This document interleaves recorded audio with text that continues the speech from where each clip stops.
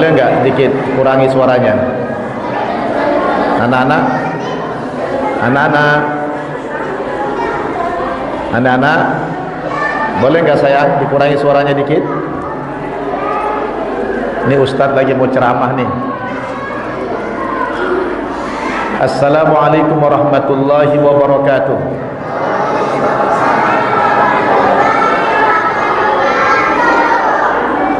Alhamdulillah alladzi bi ni'matihi tatimmus shalihat. Alhamdulillah alladzi jama'ana fi hadzal makan al-mubarak linaquma bid-da'wati ila Allah bil hikmati wal mau'izatil hasanah. Ashhadu an la ilaha illallah wahdahu la syarika lah al-ahadus samad alladzi lam yalid wa lam yulad wa lam yakul lahu kufuwan ahad. Wa ashhadu anna Muhammadan abduhu wa rasuluh khatamul anbiya'i wal mursalin alladzi la nabiyya wa la rasula ba'dah. Fassalawatullahi wa salamuhu alaihi wa ala alihi wa ashabihi wa man tabi'ahu wa wala, amma ba'd. Qala Allah subhanahu wa ta'ala fil Qur'anil Karim, a'udzu billahi minasy syaithanir rajim. Syahrul Ramadan alladzi unzila fihi al-Qur'an hudan linnasi wa bayyinatin minal huda wal furqan. Wa qala Rasulullah sallallahu alaihi wasallam, idza jaa Ramadan futihat abwabul jannah wa ghulliqat abwabun nar wa sufidatis syayatin, atau kama qala Rasulullah sallallahu alaihi wasallam. Yang saya hormati Ketua Pimpinan Cabang Muhammadiyah Medan Satria, Bapak Dr. Andus Rustam Abidin beserta jajarannya. Yang saya hormati Ketua Pimpinan Cabang Aisyah yang saya tadi tidak sempat catat namanya dengan tidak mengurangi rasa hormat saya. Yang saya hormati Ketua Masjid At-Taqwa Pejuang Bapak Dr. Saprizal Muluk, dan yang kita muliakan anggota DPRD kita dari fraksi PAN Bapak Dr. Haji Muin, yang mewakili Bapak Lurah Kelurahan Pejuang, bapak-bapak, ibu-ibu, saudara-saudara jamaah Muhammadiyah cabang Medan Satria rahimakumullah. Ketika Pak Rustam menghubungi saya memperkenalkan saya adalah pimpinan cabang Muhammadiyah Medan Satria, yang ada dalam pikiran saya, oh jauh banget dari Medan. Ternyata Medan Satria itu di Pejuang, Bekasi. Karena saya dari Medan, jadi dugaan saya itu dari Medan kampung saya. Rupanya ada Medan lain di Bekasi ini, namanya Medan Satria. Alhamdulillah.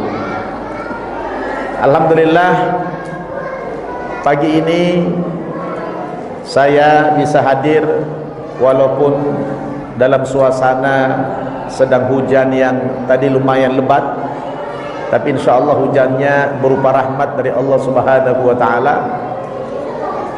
yang kita tetap mampu meluangkan waktu hadir ke pengajian kita dalam rangka Tarhib Ramadan. Saya tidak nyangka kalau Muhammadiyah juga bikin acara tarhib.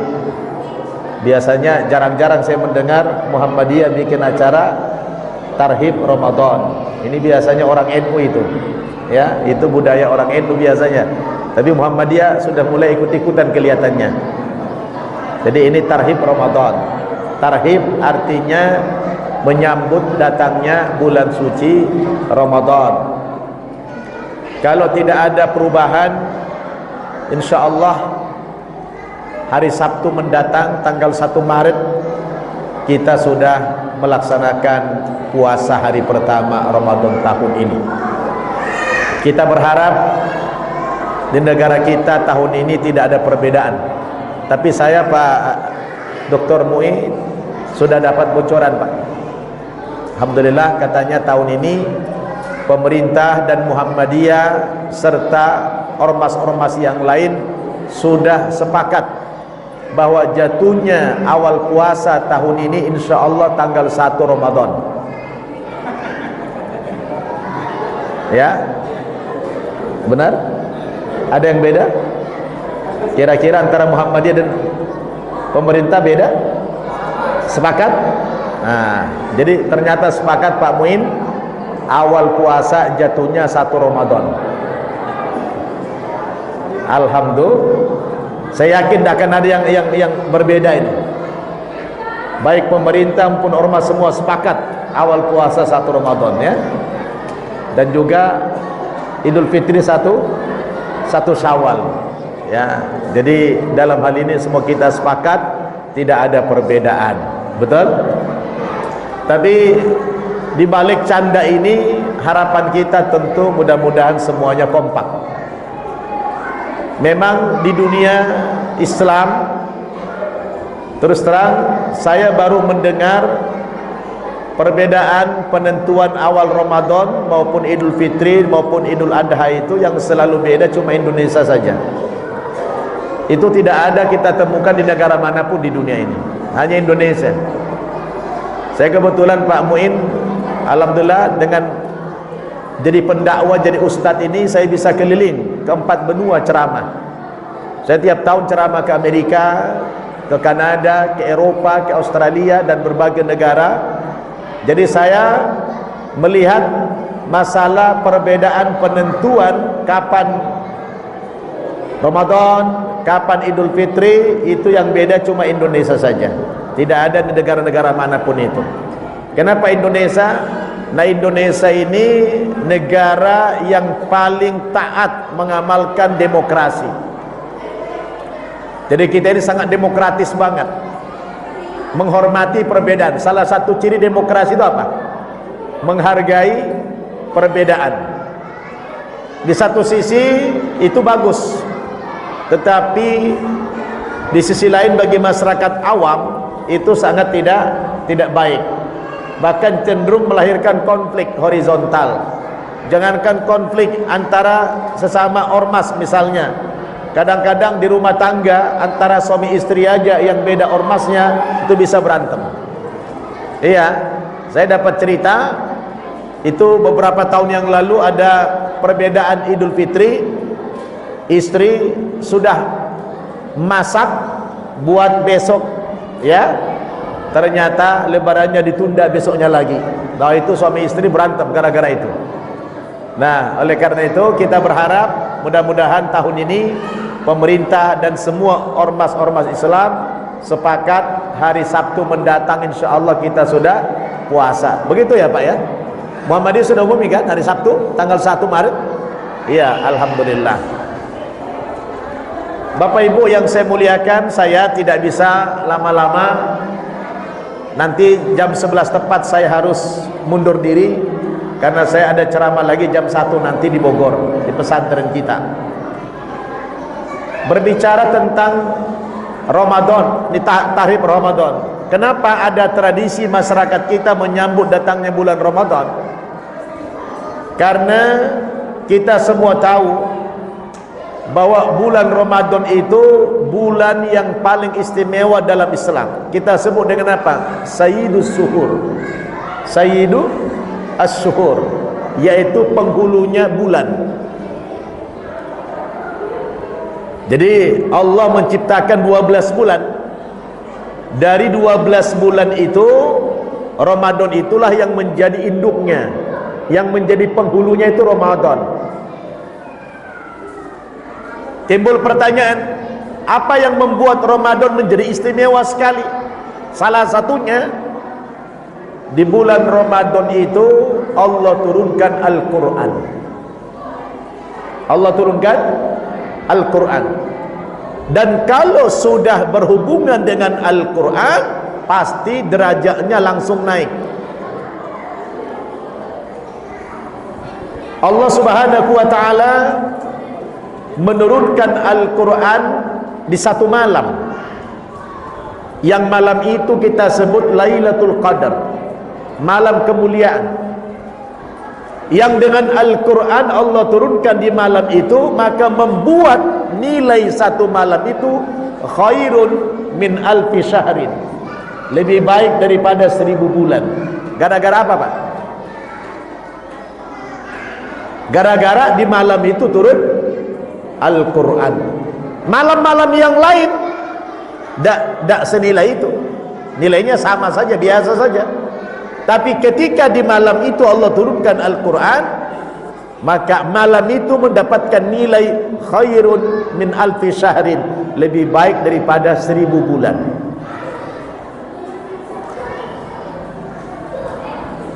Al-Quran diturunkan oleh Allah Subhanahu wa ta'ala sebagai pedoman bagi umat manusia kepada Nabi kita Muhammad sallallahu alaihi wasallam. Maka dengan Al-Quran itu pula Nabi kita diangkat derajatnya oleh Allah menjadi Sayyidul Anbiya wal Mursalin, pemimpin para nabi dan rasul. Ketika Al-Quran dijadikan pedoman kepada umat manusia, umatnya Nabi Muhammad, maka Allah Subhanahu wa ta'ala mengangkat derajat umat Nabi Muhammad itu menjadi khairu ummah, umat yang terbaik. Ketika Al-Quran diturunkan di bulan Ramadan, syahrul Ramadan alladzi unzila fihi al-Quran hudan lin-nasi wa bayyinatin minal huda wal furqan, maka dengan Al-Quran itu pula Allah memuliakan bulan Ramadan menjadi sayyidus syukur, induknya bulan. Jadi apapun namanya, kalau sudah berhubungan dengan Al-Quran, maka semuanya diangkat derajatnya oleh Allah Subhanahu wa ta'ala. Maka kita pun kalau sudah menjadi hafid, mudah-mudahan Pak Muin sudah hafid, namanya Al-Hafid tadi saya dengar ya, semoga hafid, amin. Biar dia orang negro, ketika Al-Quran ada di kepala, ada di dadanya, diangkat derajatnya oleh Allah Subhanahu wa ta'ala. Jadi luar biasa. Maka oleh karena itulah Bapak Ibu, kita perlu mengadakan penyambutan bulan yang sangat agung ini, karena nilainya beda dengan bulan-bulan yang lain.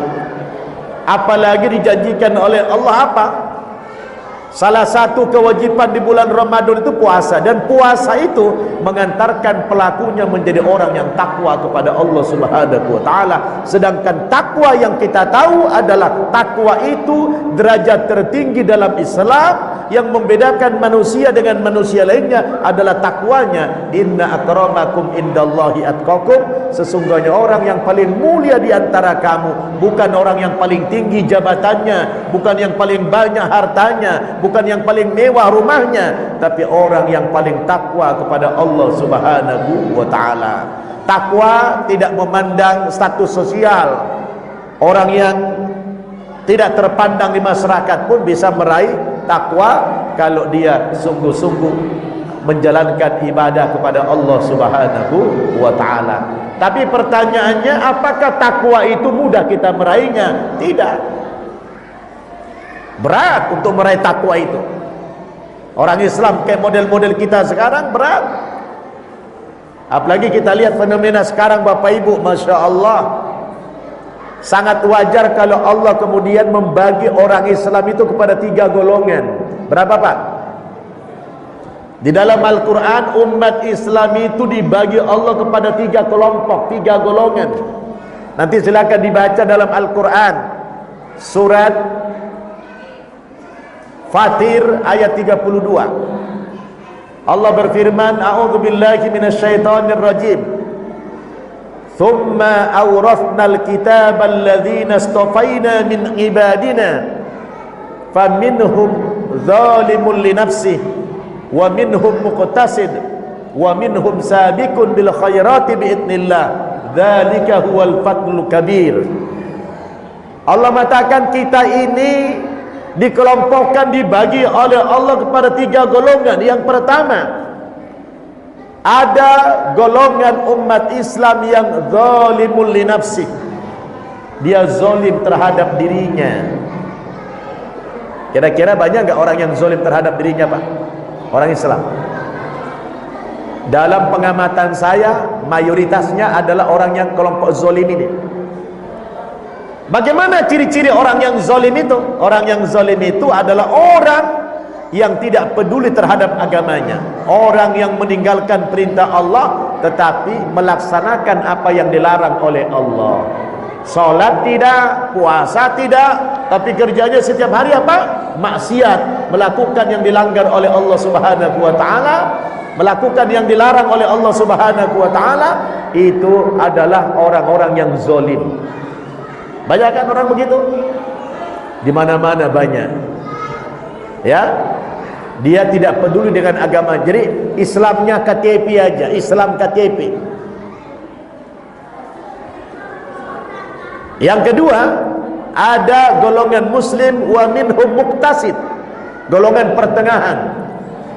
Golongan pertengahan apa? Kanan kiri oke. Melaksanakan perintah iya, yang dilarang juga oke. Nah, ini ada nih. Banyak orang begitu, Pak? Oh, banyak juga. Salat nggak pernah berhenti, puasa jalan terus, ke Mekah umrah mundar mandir, haji masya Allah beberapa kali, tapi menipu jalan terus, korupsi tidak berhenti, maksiat jalan terus. Itu namanya golongan muktasid, orang yang pertengahan, kanan kiri oke. Banyak nggak model begitu? Kayaknya banyakkan yang begitu deh. Ya. Kalau sudah mau pemilu, maaf ini Pak Muin, mau pemilu, masya Allah, pakai peci, pakai mukena, pakai jilbab, pakai baju koko, pakai serban, ya. Kalau sudah apa? Nah, gitu. Cari apa? Cari simpati dia. Tapi coba lihat beliau. Saya kalau orang-orang dari Muhammadiyah nggak ragu saya. Mau jadi pejabat dia, mau jadi DPR dia, alhamdulillah tidak lupa diri, betul nggak? Alhamdulillah. Nah, Pak Mu ini contohnya, beliau walaupun hujan-hujan datang juga, alhamdulillah. Tapi yang kita bicarakan ini dari yang lain ini, yang lain, betul nggak? Nah, ini muktasid pertengahan, bagus nggak? Nggak bagus. Yang bagus yang mana? Wa minhum sabiqun bil khairat. Yang bagus itu adalah orang yang terdahulu, orang yang pertama kali, orang yang paling tercepat melakukan kebaikan dan meninggalkan segala yang dilarang oleh Allah Subhanahu wa taala. Inilah yang mau kita capai lewat pembinaan 1 bulan Ramadan nanti. Kita harus hijrah dari kezaliman. Kita harus hijrah daripada orang yang campur adukan yang hak dengan yang batil, yang kanan kiri oke, yang hak dia kerjakan, yang batil juga dia kerjakan. Kita hijrah dari perilaku yang semacam itu. Kita sudah waktunya bangkit menuju takwa. Apalagi kita lihat Pak, tanda-tanda alam sekarang ini, kita memang sudah berada di penghujung zaman ini.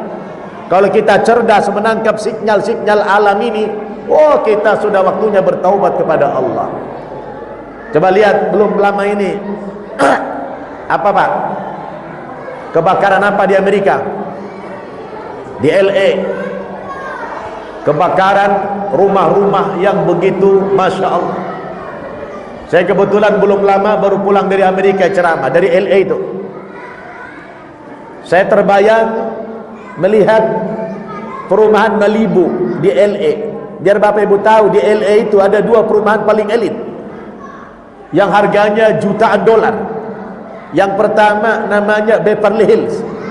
Itu perumahan terelit, konglomerat Amerika tinggal di situ. Orang-orang Yahudi yang kaya-kaya tinggal di situ. Harga rumah minimal 60 juta dolar. setara dengan 900 miliar. Oh, siapa yang bisa tinggal di situ? Konglomerat. Maka kemarin sebelum saya pulang ke Indonesia, ada yang telepon saya.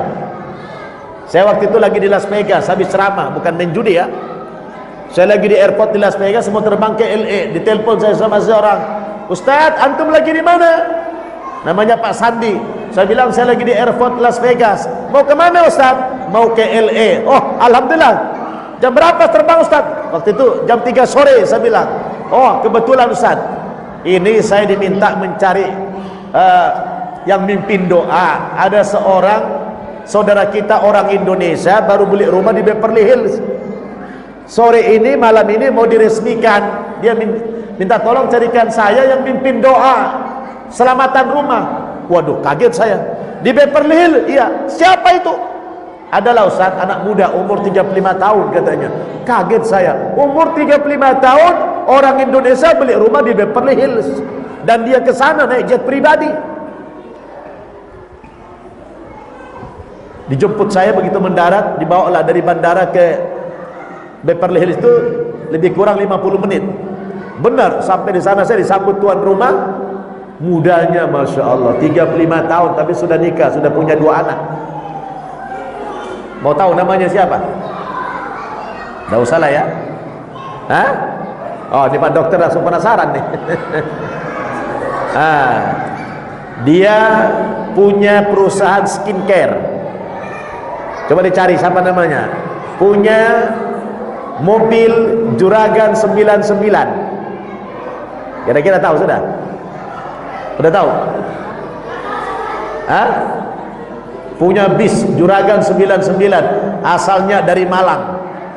Siapa kira-kira? Belum ada yang tahu? Namanya Gilang.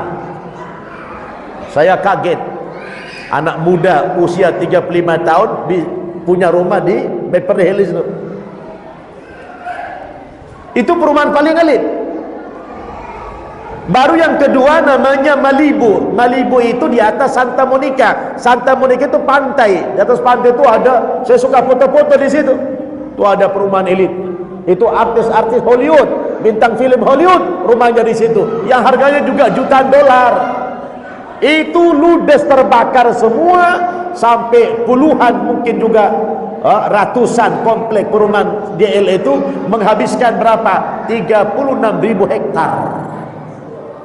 Bukan sedikit, 36.000 hektar. Ya, 15.000 lebih rumah yang habis terbakar. Tapi ada yang aneh. Di 36.000 hektar yang terbakar itu ada satu masjid yang tidak terbakar. Itu aneh. Saya telepon teman saya, Pak Joko namanya. "Pak Joko, itu gimana ceritanya bisa kebakaran itu?" "Oh Ustadz, itu mungkin jawaban kontan dari Allah atas tantangan seorang pemimpin yang zolim, yang sombong," kata beliau. "Siapa?" Ternyata 2 hari sebelum kebakaran itu, pemimpin Amerika yang belum dilantik waktu itu, Donald Trump, bikin statement, "Kalau saya nanti sudah menjadi presiden, sudah dilantik tanggal 20 Januari yang kemarin itu, saya akan minta Hamas mengembalikan semua sanderaan militer tentaranya Israel. Kalau tidak, saya jadikan Gaza sebagai neraka di dunia ini." Itu kejadiannya 2 hari sebelum kebakaran. Dijawab sama Allah, 2 hari kemudian, neraka bukan di Gaza. Neraka di mana? Allah bikin neraka di LA. Saya tanya, siapa yang bakar? "Oh, tidak ada yang bakar Ustaz, tapi itu akibat angin yang begitu kencang sekali, badai." Dia bilang, "Saya sudah 20 tahun Ustaz tinggal di Amerika, tapi kali ini belum pernah saya merasakan angin sedahsyat itu. Benturan-benturan kabel yang satu dengan kabel yang lain mengeluarkan percikan api dengan cepat membakar. Padahal waktu itu musim winter, musim dingin di Amerika. Musim dingin saja menghabiskan 36.000 hektar, 15.000 rumah, apalagi kalau musim panas." Dan Gumpalan asap itu katanya itu sampai 500 meter kelihatan di atas. Orang yang dari kejauhan melihat itu api tinggi sekali. Jadi kata dia, Ustaz, ternyata neraka itu adanya di LA.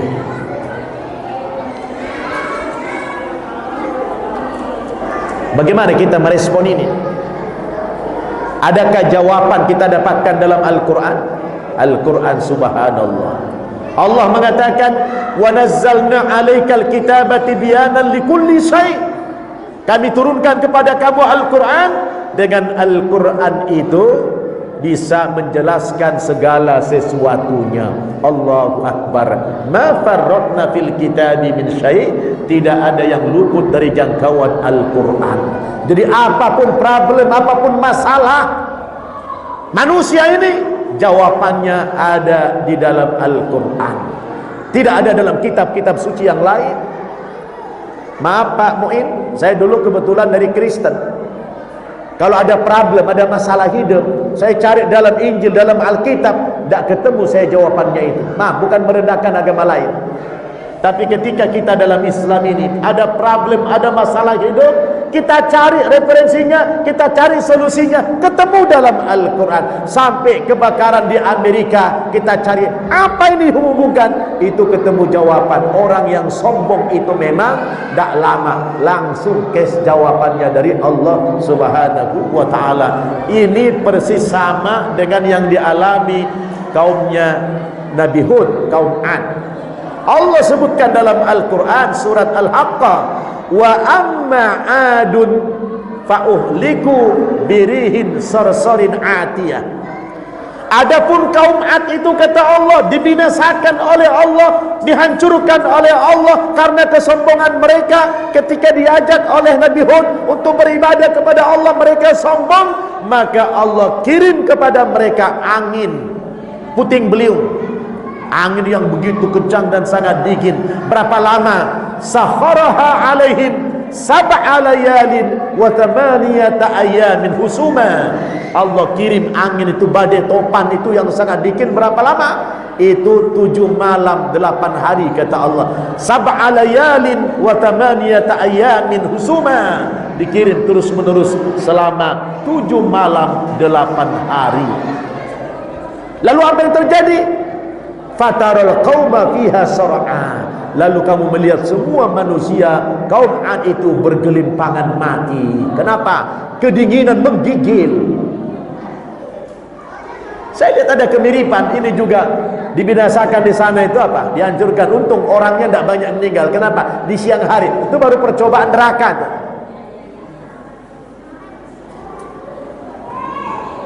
Itu 2 hari. Kalau kaum Ad berapa? 7 malam, 8 hari. Ini 2 hari 2 malam habis 36.000 hektar. Sampai kalau dulu kita lihat, suka kita foto-foto di Hollywood Sign itu, di bukit itu udah dibakar itu. Sepanjang pantai dari Santa Monica itu habis semua. Terbayang saya. Begitulah jawaban kepada orang yang sombong. Maka kita tidak boleh sombong, Pak. Sombong itu, segini saja ada sombong dalam hati kita. Apa kata Nabi? La yadkhulul jannata man kana fi qalbihi mithqala dzarratin min kibir. Tidak akan pernah masuk surga orang yang dalam hatinya ada sedikit saja, sebesar biji sawi saja, sifat sombong. Baik dia muslim, apalagi dia kafir, sama-sama tidak masuk surga, kata Allah Subhanahu wa ta'ala. Jadi sholat yang kita kerjakan gimana? Puasa, semuanya menjadi sia-sia. Kenapa? Karena sombong. Sekarang banyak orang Islam ibadah, Pak, sia-sia ibadahnya. Kenapa? Karena dikit-dikit orang Islam pamer, pergi umroh, oh selfie-selfie, upload, jadi status. Oh sholat berjamaah juga. Jadi apa-apa sekarang ini, Pak, jadi ria. Apa-apa jadi pamer. Betul tidak? Maka lihatlah tanda-tanda alam ini. Amerika yang begitu dia sombong, hancur dibuat oleh Allah Subhanahu wa ta'ala. Maka dengan melihat tanda-tanda alam yang sekarang ini, membuat kita semestinya lebih sadar lagi Alhamdulillah, di depan mata kita tinggal menghitung hari lagi kita sudah masuk kepada bulan suci Ramadan. Maka bermohon kita kepada Allah, mudah-mudahan Ramadan kita yang tahun ini, kalau Allah pertemukan kita dengan bulan Ramadan tahun ini, semoga ya Ramadan kita tahun ini yang terbaik bagi kita semuanya. Amin. Kita harus meningkat dari muslim yang muktasid tadi menuju muslim yang istiqamah, muslim yang takwa kepada Allah, muslim yang wa minhum sabiqun bil khairat, orang yang selalu terdepan ketika melakukan kebaikan. Di mana ada kebaikan dilakukan, dia selalu terdepan memimpin kebaikan itu. Itulah harapan kita dari pribadi-pribadi muslim yang digembleng selama 1 bulan nanti. Maka perlu kita mengadakan penyambutan bulan suci Ramadan ini, supaya kita punya persiapan. Sebab orang yang siap dengan orang yang tidak siap, Pak, hasilnya beda. Contoh, cobalah Bapak loncat dari ketinggian 1,5 meter saja, Bapak loncat. Karena ada persiapan, saya yakin loncatnya tidak terlalu sakit. Kenapa? Sudah ancang-ancang, dia mau loncat. Coba kalau orang yang tiba-tiba jatuh, Pak, sakit nggak? Bisa-bisa patah-patah itu kalau tidak mati. Kenapa? Tidak ada persiapan apa-apa. Tapi kalau kita sudah punya persiapan, mau loncat setinggi apapun, kita sudah bisa memprediksi. Demikian juga Ramadan.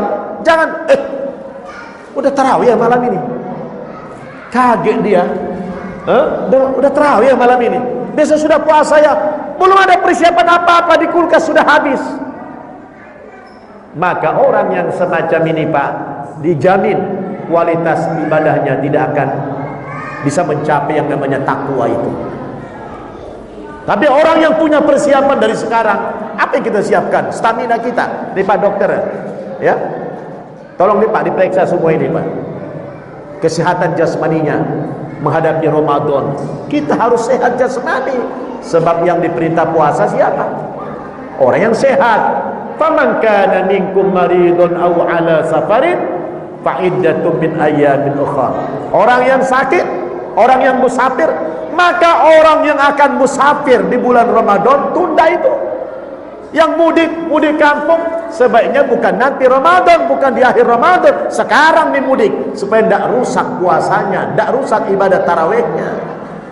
Kapan kita bisa meraih takwa? Puasa setiap tahun 10 hari terakhir udah pikirannya di terminal, pikirannya di bandara, pikirannya sudah di stasiun, ngantri tiket segala macam. Kapan Anda akan benar puasamu? Kapan ibadahmu akan benar? Kapan kita bisa meraih takwa itu? Tidak bakal. Maka saya menyarankan, kalau orang mau mudik, sekarang inilah mudik. Apa tujuan mudik? Oh, kita mungkin ada salah sama orang tua kita, wajar kita pulang, memberikan bekal sedikit buat Ramadan, buat bekal kepada sahabat, saudara-saudara kita di kampung yang pahalanya besar sekali. Ada berapa? Maka persiapan kita luar biasa. Kita pulang minta maaf kepada mereka, ya, minta maaf kepada saudara-saudara, karena Ramadan itu adalah bulan pensucian diri. Silakan mudik sebelum Ramadan. Karena orang yang safar, faman kana minkum maridun aw ala safar, orang yang sakit, orang yang safar itu boleh tidak puasa di hari itu, tapi diganti fa'iddatun min ayyamin ukhra, diganti pada hari yang lain, tapi nilainya sudah beda. Mengganti di hari yang lain itu pahalanya tidak sama lagi dengan puasa Ramadan itu. Maka perlu tarhib. Persiapan kita harus mantap, harus matang. Yang kita siapkan jasmani kita, i'dadul jasadi, persiapan jasad harus sehat, stamina kita. Dari sekarang kita cek kesehatan kita dan mohon kepada Allah, ya Allah, saya ingin ya Allah selama 1 bulan ini minimal ya Allah saya tidak sakit ya Allah, saya ingin meraih pahala yang sebesar-besarnya ya Allah. Minta kita kepada Allah Subhanahu wa ta'ala. Kemudian kita persiapkan rohani kita, jangan sampai ada sifat-sifat sombong, sifat riya dalam hati kita, singkirkan semua itu supaya kita bisa meraih takwa kepada Allah Subhanahu wa ta'ala. Kita persiapkan ilmu pengetahuan kita, minimal kita beli buku yang namanya Fiqhus Syiyam. Apa itu syarat puasa, apa itu syarat rukun puasa, apa itu yang membatalkan puasa, apa yang membatalkan pahala puasa, bagaimana sholat tarawih. Semua itu kita punya ilmu. Sebab kalau kita tidak punya ilmu, ya, maka amalan kita ditolak oleh Allah Subhanahu wa taala. Jangan kita beramal cuma taklid saja. Muhammadiyah dari dulu konsisten dengan perjuangannya. Apa perjuangannya? Memerangi penyakit TBC, taklid, bid'ah, khurafat. Dulu orang-orang tradisional takut mendengar taklid, bid'ah, khurafat model Muhammadiyah. Ternyata ada yang lebih dahsyat lagi, muncul salafi, tenggelam Muhammadiyah. Salafi yang lebih hebat lagi rupanya bicara tentang bid'ah.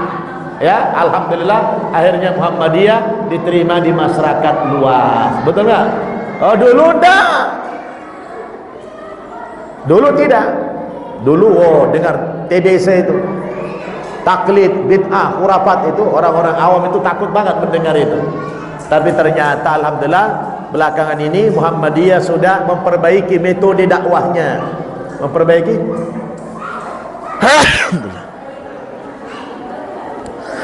Alhamdulillah. Memang metode dakwah itu penting banget. Manhaj dakwahnya diperbaiki, alhamdulillah. Karena berdakwah itu tadrijiyah, proses. Saya dulu setelah masuk Islam kuliahnya di Libya. Pernah dengar Libya? Itu perguruan tinggi Saudi Arabia yang dulu letaknya di Salemba. Saya dulu karena mu'alaf diterima di situ tanpa tes. Saya masuk Libya dulu hanya modalnya 2 kata saja, ana anta. Teman-teman saya semua alumni Gontor, alumni Al-Irsyad, alumni macam-macam itu yang sudah mahir bahasa Arabnya. Saya cuma ana anta doang. Tapi berkat mu'alaf, alhamdulillah dapat porsi belajar, dikasih target saya 3 bulan harus bisa bahasa Arab. Alhamdulillah tercapai. 3 bulan saya lancar bahasa Arab. Akhirnya saya langsung diberikan hadiah haji atas undangan kerajaan Saudi Arabia, namanya Haji Diafah. Alhamdulillah. Ketika saya kuliah di Libya itu, guru saya orang-orang salafi semua. Saya waktu ceramah di masyarakat lebih ngeri daripada Muhammadiyah. Dikit-dikit ceramah saya bid'ah, dikit-dikit bid'ah, semua bid'ah. Akhirnya tidak ada ngundang saya lagi. Saya mulai mikir, ini yang salah saya atau umat yang salah ini? Ternyata saya yang salah, metode dakwah saya yang gagal. Akhirnya saya baca lagi metode dakwah Yusuf Al-Qaradawi, saya baca metode dakwah Buya Natsir, saya baca metode dakwahnya Hamka. Oh, ternyata dakwah itu tadrijiyah, proses. Tidak bisa langsung simsalabim, langsung merubah orang seketika. Tidak bisa. Wajar kalau mental kita, betul nggak? Begitu saya rubah metode dakwahnya, mengikuti pemahaman Buya Hamka, pemahaman Buya Natsir, pemahaman Yusuf Al-Qaradawi rahmatullah alaihim, alhamdulillah diundang lagi, ceramah lagi, bisa ceramah lagi, alhamdulillah, manfaat lagi ilmunya. Coba kalau dikit-dikit bid'ah, akhirnya dilemparin orang kita, betul? Nah, jadi semua itu berbekal ilmu, betul? Berbekal ilmu. Maka Ramadan ini juga perlu ada ilmunya. Ilmu yang kita miliki minimal ilmu Fiqhus Syiyam, fikih seputar puasa. Kemudian yang harus kita persiapkan apa? Harta, materi.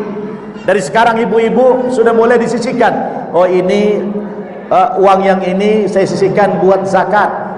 Oh, yang ini adalah buat sedekah Ramadan. Oh, yang ini buat sedekah takjil. Oh, ini buat anak yatim. Oh, ini buat uang lebaran. Oh, ini buat pembantu, buat segala macam. Dari sekarang sudah diatur keuangannya. Jangan nanti kita puasa repot urusan itu saja dari sekarang. Sehingga kita masuk bulan Ramadan, konsentrasi kita tidak pecah, kita fokus ibadah kepada Allah Subhanahu wa taala, karena kita belum tentu Ramadan mendatang masih hidup lagi. Jadikan Ramadan ini adalah Ramadan yang terbaik dalam kehidupan kita. Maka dengan demikian kita bisa mengharapkan yang namanya takwa. Ya, takwa itu adalah derajat paling tinggi di dalam agama Islam. Nah, ini saja saya bolak-balik lihat jam, karena saya harus jam 1 sampai di pesantren, karena saya pimpinan pesantren, jadi saya harus disiplin. Jadi saya mohon maaf kalau saya tidak panjang-panjang memberikan ceramah ini. Pada intinya adalah kita harus mempersiapkan diri menyambut tamu yang sangat agung ini. Ini lebih agung daripada presiden, Pak. Kita menyambut presiden saja perlu persiapan. Semua disterilisasi, betul nggak?